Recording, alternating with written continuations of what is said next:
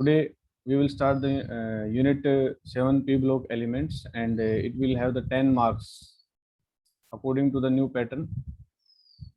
Group 15 में nitrogen family हम study कर रहे हैं and physical property that the first topic is electronic configuration. ये हम लास्ट लेक्चर में ले चुके थे. सेकंड हम लेके चलते हैं अकरेंस. अकरेंस का मतलब होता है कि हमारे पास कौन सा एलिमेंट्स हमें कहाँ मिलेगा, इसके बारे में हम जानने की कोशिश करेंगे. That is the occurrence. Occurrence के कुछ पॉइंट्स है कि कौन एलिमेंट कहाँ मिलेगा. तो सबसे पहले हमारे पास है नाइट्रोजन. फर्स्ट एलिमेंट अपने पास क्या है? नाइट्रोजन. हम नाइट्रोजन के बारे में जानेंगे कि नाइट्रोजन एक्चुअल में कितना है. तो नाइट्रोजन देखा जाए तो हमें पता है कि 78% कहाँ प्रेजेंट होता है? एटमॉस्फेयर में. जो एटमॉस्फेयर है उसमें इसकी क्वांटिटी 78% होती है, और जो अर्थ क्रस्ट होती है उसके अंदर किस फॉर्म में मिलता है? सोडियम नाइट्रेट और पोटाशियम नाइट्रेट. ठीक है, तो ये तो हुआ एटमॉस्फेयर में. और इन अर्थ क्रस्ट की अगर हम बात करें, इन अर्थ क्रस्ट का मतलब होता है ये हमारे पास अर्थ है, ये अर्थ का एटमॉस्फेयर है चारों तरफ, इस तरह से इन्वायरमेंट प्रेजेंट है. तो इस इन्वायरमेंट के अंदर जो प्रेजेंट है वो है 78%. ठीक है, और ये कहाँ प्रेजेंट है? इसके अंदर, इसकी क्रस्ट है उसके अंदर प्रेजेंट है, लेयर के अंदर प्रेजेंट है. उसकी बात कर रहे हैं हम, तो उसके अंदर ये मिलता है सोडियम नाइट्रेट की फॉर्म में, NaNO3, that is called sodium nitrate. ये ऑब्जेक्टिव क्वेश्चन हमारे पास बन सकता है. और सोडियम नाइट्रेट, इसका जो नाम होता है चिल्ली साल्ट बोलते हैं, chilli salt Patrick, chilli salt Patrick, chilli salt Patrick, PETRE. एक नंबर का ऑब्जेक्टिव क्वेश्चन आ सकता है. तो सोडियम नाइट्रेट अर्थ क्रस्ट में मिलता है और चिल्ली साल्ट पेट्रेट के नाम से जाना जाता है. और एक हमारे पास होता है पोटाशियम नाइट्रेट, सेकंड फॉर्म इसकी KNO3, that is called potassium nitrate. ठीक है, और इसको क्या बोलते हैं? इसको बोलते हैं चिल्ली साल्ट पेट्रेट, और इसको बोलते हैं हम इंडियन साल्ट पेट्रेट. इसको बोलते हैं इंडियन साल्ट पेट्रेट, पेट्रेट बोलते हैं. तो इंडियन साल्ट पेट्रेट या फिर इसको हम बोलते हैं चिल्ली साल्ट पेट्रेट. ठीक है, तो ये अपने पास रहता है अर्थ क्रस्ट के अंदर. तो हमने किस एलिमेंट की बात की? नाइट्रोजन की बात की. फर्स्ट एलिमेंट हमारे पास क्या था? नाइट्रोजन. तो हमने एक एलिमेंट के बारे में जानने की कोशिश की. सेकंड एलिमेंट जो होता है इसके अंदर, नाइट्रोजन के बाद सेकंड एलिमेंट आता है हमारे पास फॉस्फोरस. फॉस्फोरस को हम P से डिनोट करते हैं. और अगर हम फॉस्फोरस के बारे में जानने की कोशिश करेंगे फॉस्फोरस हमें कहाँ मिलेगा, तो ये मिनरल की फॉर्म में मिलता है. और मिनरल भी कौन सी फैमिली के होते हैं? एपेटाइट फैमिली के होते हैं. ठीक है, जो कि फॉस्फेट रॉक्स के अंदर मिलते हैं. ठीक है, तो it occurs in form of minerals, form of minerals. Minerals की फॉर्म में हमें मिलता है विच आर मेंबर ऑफ, एक फैमिली होती है स्पेशल टाइप की, उस फैमिली के मेंबर्स होते हैं. तो मेंबर ऑफ फैमिली का क्या नाम होता है? Apatite family. Members of apatite, TITE, apatite family. कई बार एक नंबर का क्वेश्चन आ जाता है एपेटाइट फैमिली क्या होती है. हम इनको सिंपल लेके चलते हैं इन पॉइंटों को, लेकिन इनका भी काफी बड़ा रोल होता है. कई बार हमसे पूछ ले what is apatite family. Apatite family होती है कैल्शियम की. तो कैल्शियम हमारे पास होता है Ca9 और PO4 की 6. ये जो फॉर्मूला होता है ये एपेटाइट फैमिली का होता है. ठीक है, और इसके साथ दूसरा एक साल्ट जुड़ा होता है हाइड्रेट फॉर्म में, CaX2 की फॉर्म में. ये कंप्लीट मिलके एपेटाइट फैमिली बनाते हैं. तो कैल्शियम 9, PO4 की 6 और CaX2. X क्या होता है? X हमारे पास हेलोजेंस हो सकते हैं या हमारे पास OH ग्रुप हो सकता है. ठीक है, तो X will be the fluorine, chlorine और OH, ये प्रेजेंट हो सकते हैं. ठीक है, ये इस मेंबर के मिलते हैं. और ये हमें एक्चुअली मिलते कहाँ हैं? ये हमें मिलते हैं जो मेन कंपोनेंट्स होते हैं फॉस्फोरस रॉक के, जो फॉस्फेट रॉक्स होती हैं उसके अंदर हमें मिलते हैं फॉस्फेट रॉक्स। तो हमारे पास फॉस्फोरस के बारे में हमें पता लगा ये है। इसके अलावा फॉस्फोरस एनिमल और प्लांट जो मैटर होता है उसके अंदर भी प्रेजेंट होता है। ठीक है, ये तो एक पॉइंट हुआ। और एनिमल एंड प्लांट, उसके अंदर अगर हम देखें तो उसके अंदर भी ये प्रेजेंट होता है। एनिमल और प्लांट जो मैटर होता है उसका भी एक हिस्सा होता है। कई बार हमसे पूछ लें क्या फोस्फोरस उसमें मिलता है। इसके अलावा हमें फोस्फोरस कहाँ मिलता है? Bone as well as living cells में मिलता है। हमें जो बोन होती है और लिविंग सेल्स होती हैं उसके अंदर भी हमें मिलता है। आप अपने नोट्स भी बना सकते हैं इस पॉइंट से। इसके अलावा एक पॉइंट और होता है जिसके अंदर हमें फॉस्फोरस काफ़ी अमाउंट में मिलता है, जिसको हम बोलते हैं फोस्फोप्रोटीन, जो कि मिल्क और एग में प्रेजेंट होती है। ठीक है, होती है फोस्फोप्रोटीन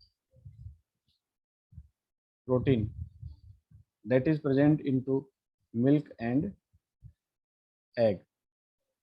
तो ये सामान्य सामान्य बातें हैं, लेकिन इनके ऑब्जेक्टिव क्वेश्चंस अगर हमसे पूछे जाएं तो उसके अंदर इनका काफ़ी इंपॉर्टेंट रोल होता है।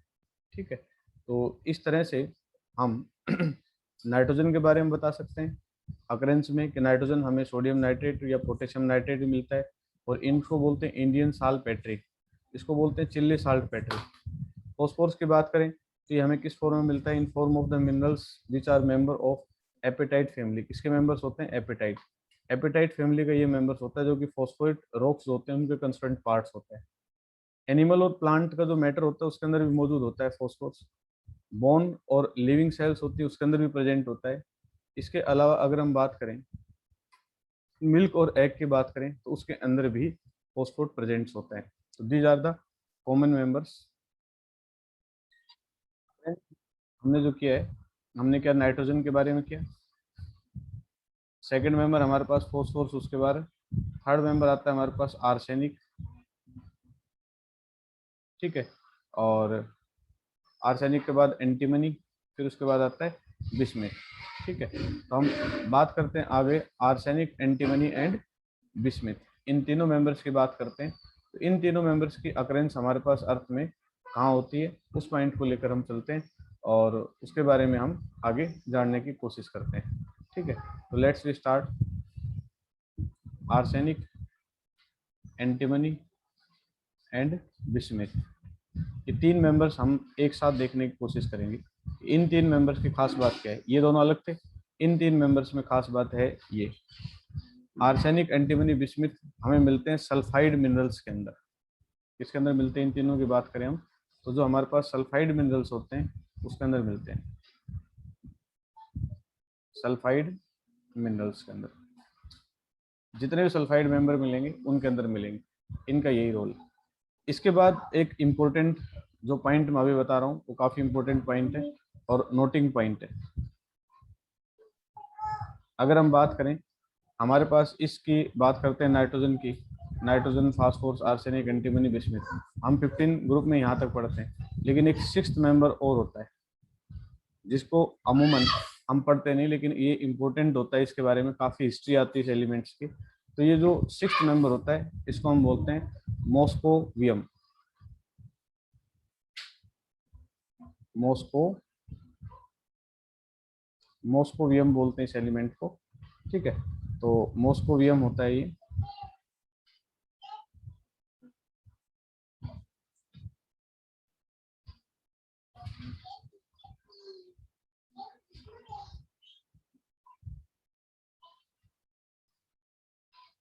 मॉस्कोवियम होता है इस एलिमेंट का नाम।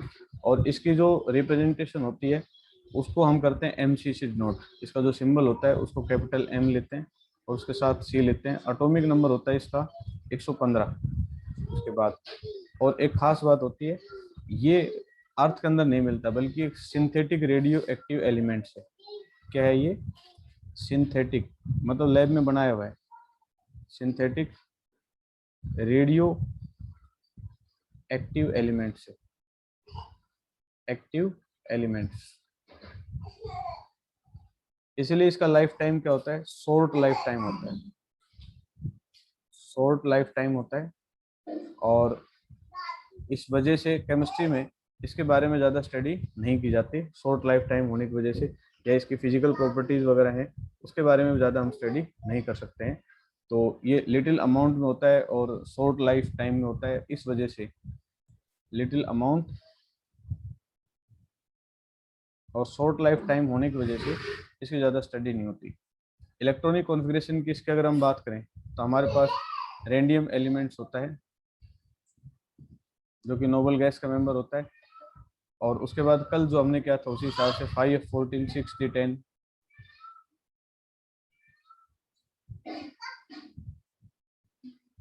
अगला मेंबर होता है 7s2 और 7p3।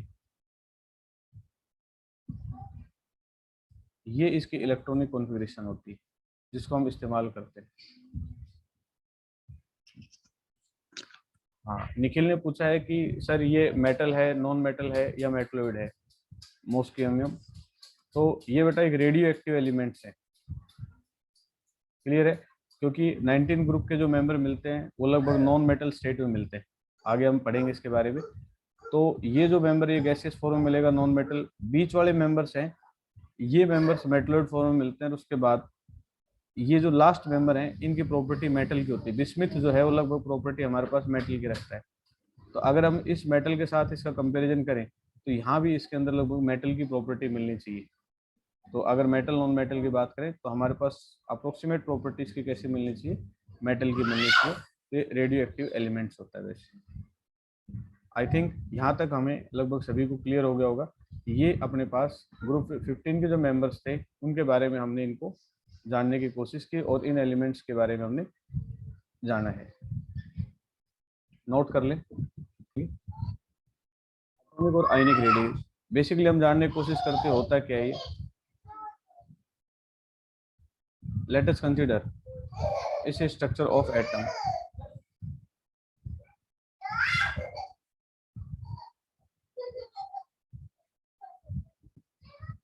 एटॉमिक और आयनिक रेडियस क्या होती है, distance from centre of atom to the outer most shell. तो एटॉमिक रेडियस क्या होती है, it is distance, distance from centre of atom, centre of atom to outer most shell. जो outer most shell होती है, बाहरी सेल होती है, वहां तक जो डिस्टेंस होती है उस डिस्टेंस को हम क्या बोलते हैं, एटॉमिक रेडियस बोलते हैं, एटॉमिक रेडियस बोलते हैं। क्लियर है। अब अपने पास इसके दो एस्पेक्ट्स होते हैं, मतलब वेरिएशंस दो होते हैं पीरियोडिक टेबल के अंदर। Variation of atomic radius, variation of atomic radius. क्या वेरिएशंस होते हैं एटॉमिक रेडियस के, दो वेरिएशंस होते हैं ना। First one is called along the group, एक होता है अलोंग द ग्रुप और एक होता है हमारे पास along the period. Along the group की अगर हम बात करें तो अलोंग द ग्रुप होता है इस तरह से, टॉप से जब हम बॉटम की तरफ आते हैं तो एटॉमिक साइज ऐसे इंक्रीज होती है, टॉप से बॉटम की तरफ एटॉमिक साइज हमेशा इंक्रीज होती है। अलोंग द ग्रुप होता क्या है, एक तो नंबर ऑफ सेल इंक्रीज होती है, नंबर ऑफ सेल इंक्रीज, ठीक है। और न्यूक्लियर चार्ज बढ़ता है लेकिन सेल के कंपैरिजन में उतना नहीं बढ़ता है। तो साइज क्या होती है, टॉप से बॉटम की तरफ आएंगे तो साइज क्या होती है, इंक्रीज। अगर इस पॉइंट को समझना है तो हमने फर्स्ट मेंबर लिया नाइट्रोजन जिसका 7 है, तो 2 5, फास्फोरस जिसका 15 है, ये कितना होगा 2 8 5, ठीक है। ऐसे देखो यहाँ 3 सेल हुई, यहाँ 2 सेल हुई, आगे जाएंगे तो नंबर ऑफ सेल्स हमारे पास क्या होंगी, बढ़ती जाएंगी। तो ये अलोंग द ग्रुप की बात आती है हमारे पास। तो नाइट्रोजन, फॉस्फोरस, आर्सेनिक, एंटीमनी और बिस्मिथ, नीचे तक आते जाओगे तो इसकी साइज क्या होती जाएगी, इंक्रीज होती चली जाएगी। ऐसे ये साइज है ये इंक्रीज होती जाएगी, बढ़ती चली जाएगी। अलोंग द ग्रुप के बाद सेकेंड मेंबर आता है along the period, along the period. Along the period हम कहाँ जाते हैं, हम जाते हैं left to right, left to right. जब हम टेबल के अंदर लेफ्ट टू राइट मूव करते हैं, इस तरफ मूव करते हैं, तो वहाँ दो एस्पेक्ट्स काम करते हैं। पहला एस्पेक्ट करता है कि number of shell remain constant, constant जो सेल हैं वो क्या होते हैं, कांस्टेंट होती है। और सेकंड क्या होता है, nuclear charge increase. Nuclear charge क्या होता है, इंक्रीज होता है, बढ़ जाता है। ठीक है, ये पॉइंट रहता है इसके अंदर।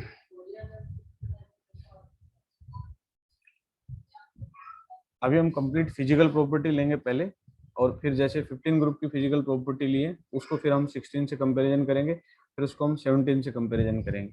तो हम आगे बढ़ेंगे उसके साथ साथ। तो एक प्रॉपर्टी हमने इलेक्ट्रॉनिक कॉन्फ़िगरेशन इसलिए ली क्योंकि उसकी हमें जरूरत पड़ेगी बार बार। तो पहले हम 15 की फिजिकल समझेंगे, फिर हम 16 की फिजिकल समझेंगे, फिर हम 17 की फिजिकल समझेंगे। ठीक है, तो इसके अंदर क्या होगा, इस तरफ जाएंगे हम, तो न्यूक्लियर चार्ज इंक्रीज होता है, तो एटॉमिक साइज हमारे पास समय के साथ धीरे धीरे जैसे जाएंगे हम, ऐसे जाएंगे तो ये क्या होती है, डिक्रीज होती चली जाती है। क्यों, क्योंकि इधर जाएंगे तो सेल तो कांस्टेंट होती है, लेकिन ये होता है। तो अगर हम 15 ग्रुप को 16 से कंपैरिजन करेंगे, ये ग्रुप 15 है नाइट्रोजन, तो हमारे पास आता है ग्रुप 16 जो कि ऑक्सीजन है। तो इधर जाएंगे तो ऑक्सीजन की साइज स्मॉल होगी और नाइट्रोजन की साइज क्या होगी, लार्ज होगी, इसकी साइज बड़ी होती है। लेकिन अगर हम इससे पहले मेंबर को देखें, ग्रुप 14 मेंबर्स को देखें, जिसका मेंबर होता है 14 का मेंबर हमारे पास क्या होता है, कार्बन होता है। तो कार्बन नाइट्रोजन से क्या होगा, बड़ा होगा। ठीक है, तो इस तरह से अगर आप लोग इस तरफ जाएंगे तो एटॉमिक साइज डिक्रीज होती है, और टॉप से बॉटम की तरफ आएंगे तो इंक्रीज होती है। तो हमारे पास ग्रुप 15 के जो मेंबर हैं उसके अंदर क्या होगा, तो उसके अंदर होगा ये नाइट्रोजन, फास्फोरस, आर्सेनिक, एंटीमनी और बिस्मिथ। तो हमारे पास ये रहेगा, लेकिन इसमें एक एक्सेप्शनल पॉइंट बनेगा, उस पॉइंट को अभी हम समझेंगे। तो यहाँ तक नोट करें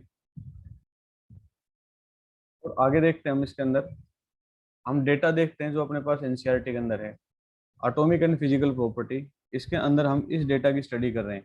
कौन सा डेटा है हमारे पास, आयनिक रेडियस। इस डेटा की स्टडी कर रहे हैं हम, जो कि हमारे पास यहाँ है आयनिक रेडियस।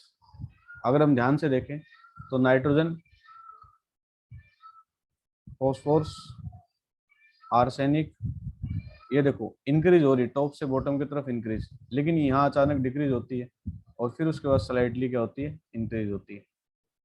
अपने पास क्वेश्चन जो बनेगा एग्जाम के अंदर, वो क्वेश्चन हमारे पास ये बनेगा, भाई हमने क्या लिखा था, हमने लिखा था नाइट्रोजन, फॉस्फोरस, आर्सेनिक, एंटीमनी और bismuth.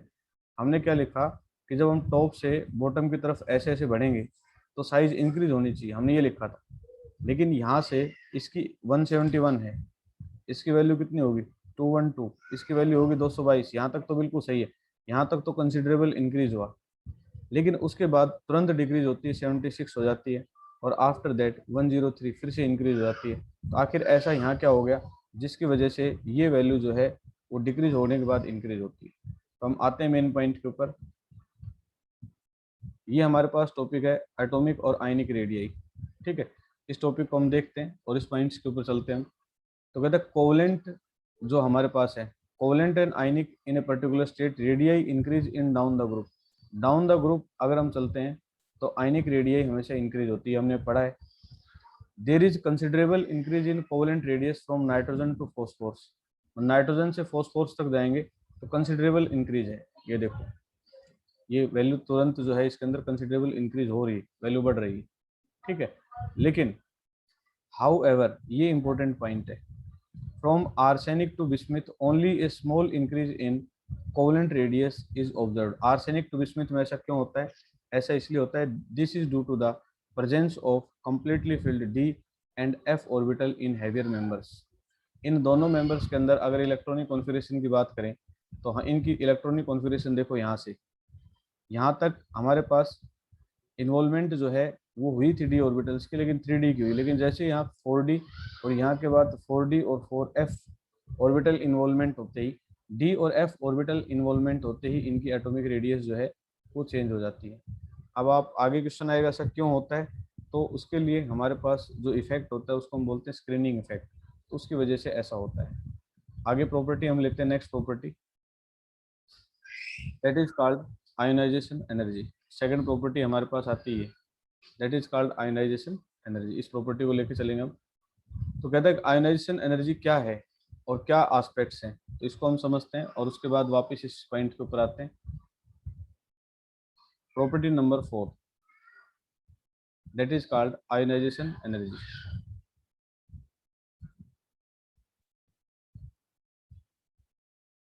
Ionisation energy.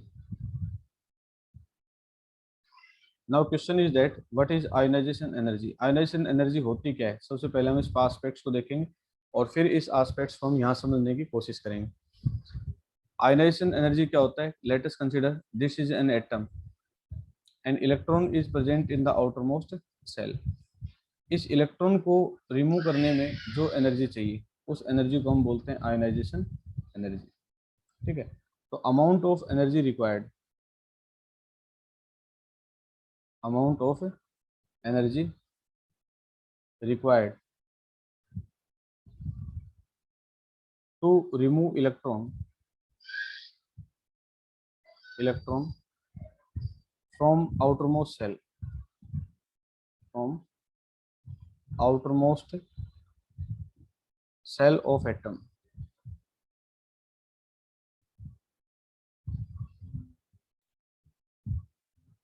Is called, क्या कहेंगे उसको हम? Ionisation energy. ठीक है, आउटरमोस्ट सेल से इलेक्ट्रॉन निकालने को क्या कहेंगे हम? आयोनाइजेशन एनर्जी कहेंगे।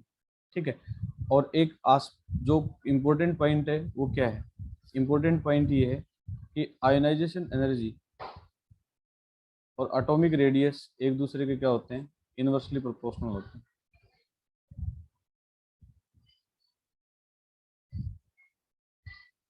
अगर हमें एटॉमिक रेडियस का कंसेप्ट क्लियर है तो आयोनाइजेशन एनर्जी के साथ हम कर लेंगे। एक अगला पॉइंट क्या होता है? आयोनाइजेशन एनर्जी सबसे ज़्यादा किस में होती है? Noble gas. जो नोबल गैस होती है उसमें सबसे ज़्यादा होती है। फुल्ली फिल्ड के एटम्स के अंदर सबसे ज़्यादा होती है। ठीक है, एंड हाफ फिल्ड एटम्स के अंदर भी सबसे ज़्यादा होगी।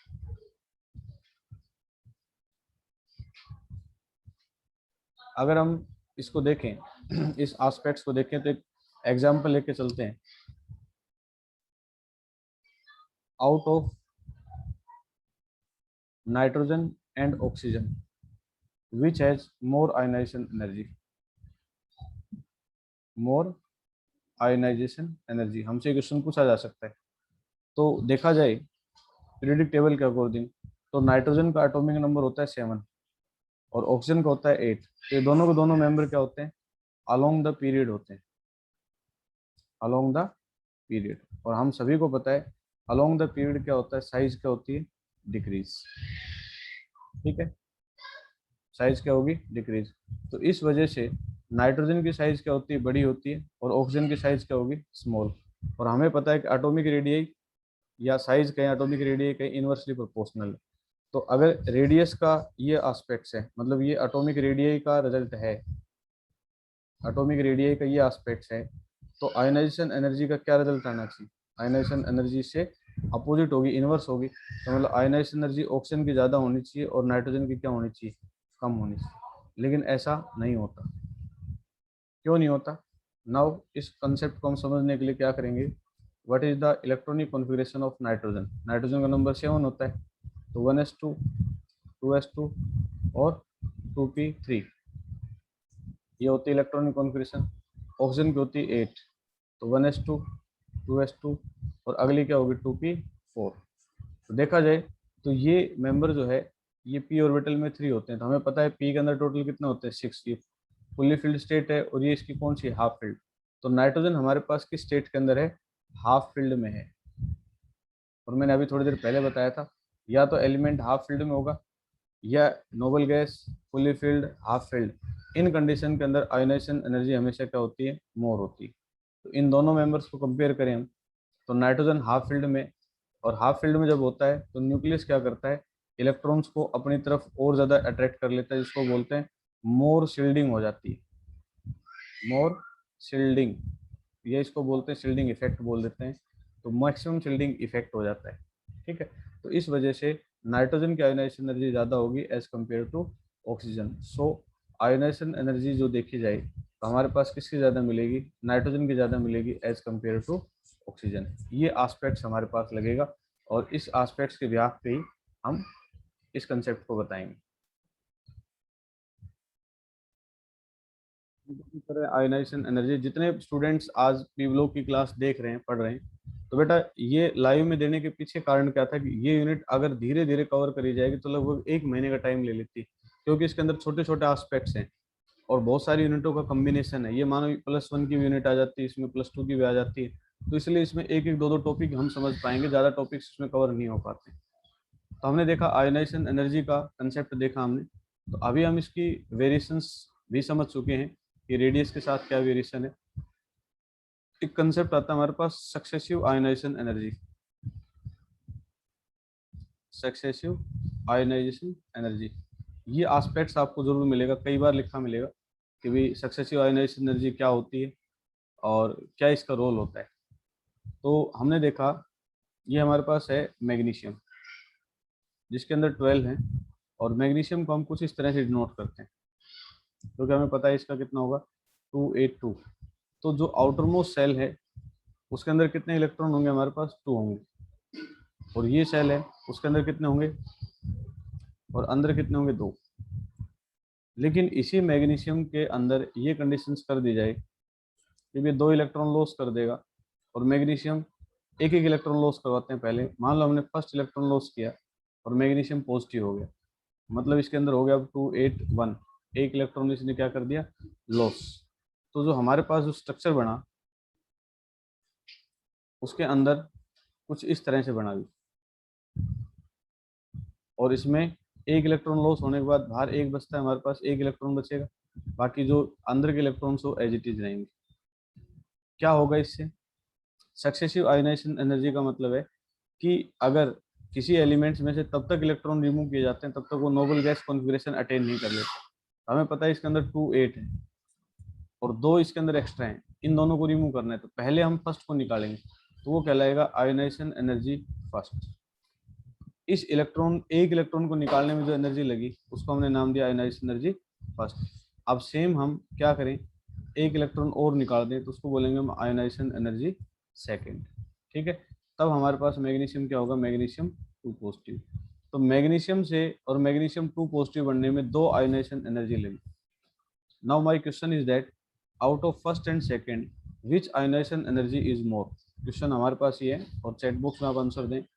आउट ऑफ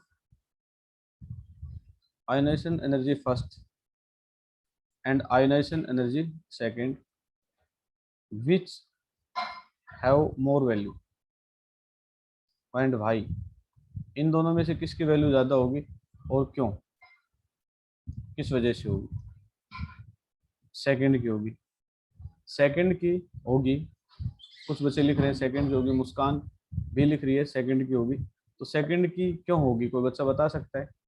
तो जवाब इसका बिल्कुल सही है कि second ionisation energy second is more. Reason क्या है इसके पीछे, क्यों, due to small size of atom. जब फर्स्ट इलेक्ट्रॉन आप लॉस कर देते हो तो न्यूक्लियस उसको उतना ज़्यादा कॉन्टेक्ट कर लेते हैं, इतना स्मॉल साइज हो जाता है, और इलेक्ट्रॉन्स को निकालने में उतनी ज़्यादा एनर्जी चाहिए, तो इसको हम बोलते हैं successive ionisation energy. I think ये हमारे पास कंसेप्ट हुआ, ये इफेक्टिव न्यूक्लियर चार्ज बढ़ जाता है, बिल्कुल सही है। अब आते हैं बुक के अंदर, कि बुक के अंदर आयोनाइजेशन एनर्जी का कंसेप्ट हमारे पास क्या है और उसके पार्ट को हम सॉर्ट करते हैं। बुक के अंदर है ionisation enthalpy decrease down the group due to gradual increase in atomic size. हमें पता है कि नाइट्रोजन, फास्फोरस, आर्सेनिक, एंटीमनी और बिस्मिथ, टॉप से बॉटम की तरफ साइज इंक्रीज होती है, और हमें पता है आयोनाइजेशन एनर्जी और साइज के बीच में या एटॉमिक रेडियस के बीच में इनवर्स रिलेशन होती है दोनों के बीच में। ठीक है, तो इसलिए टॉप से बॉटम की तरफ जाएंगे तो आयोनाइजेशन एनर्जी इंक्रीज होगी। ये दैट्स द वन पॉइंट, ये लगभग सॉरी डिक्रीज होगी, ये हमारा क्लियर हो गया। Because of the extra stable half-filled p orbital electronic configuration and small size, the ionization enthalpy of group 15 elements is much greater than that of the 14 elements। अगर ये group 15 है और group 14 का मेंबर मतलब carbon की हम करें तो 1s2 2s2 और हमारे पास क्या आ जाता है 2p2। लेकिन इस सब मेंबर्स में p3 आता है और इन सब मेंबर्स में p2 आता है और इससे अगले मेंबर में p4 आएगा। तो अगर p2 या p4 दोनों से कंपैरिजन करें तो ये p3 के मेंबर्स होते हैं सभी के सभी कैसे होते हैं, हाफ फिल्ड होते हैं। इस वजह से इनकी वैल्यू इससे भी ज़्यादा वैल्यू होती है और इससे भी, मतलब 16 से भी इनकी वैल्यू ज़्यादा मिलेगी और 14 से भी इनकी वैल्यू क्या मिलेगी, ज़्यादा मिलती है। then that of the group 14 elements in the corresponding periods, the order of successive ionization energy अभी मैंने बताया था आपको, तो सबसे ज़्यादा थर्ड की होगी, फिर सेकंड की होगी, फिर फर्स्ट की। हमने दो का कंपैरिजन किया था, फर्स्ट और सेकंड का। लेकिन अगर तीन हो तो जैसे जैसे सक्सेसिव एनर्जी आगे जाएगी उसकी वैल्यू उतनी ही ज़्यादा इंक्रीज होती जाएगी। अगला मेंबर आता है हमारे पास इलेक्ट्रोनेगेटिविटी, ठीक है। और उसके साथ ही ये फिजिकल प्रॉपर्टी में कुछ एस्पेक्ट्स थे जो कि हम कल के लेक्चर जो होगा हमारे पास उसके अंदर हम पहले इलेक्ट्रोनेगेटिविटी जानने की कोशिश करेंगे और आफ्टर दैट इस एस्पेक्ट्स को जानेंगे और फिर हम आगे बढ़ेंगे।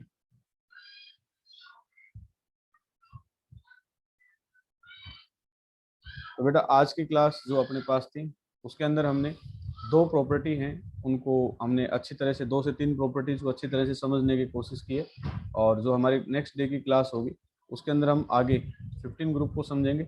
After that 15 group compare with the 16 and 17 group, उसको हम उस प्रॉपर्टीज के साथ उसको कंपेयर करेंगे और फिर हम उसके असाइनमेंट या ऑब्जेक्टिव क्वेश्चंस लगाने स्टार्ट करेंगे।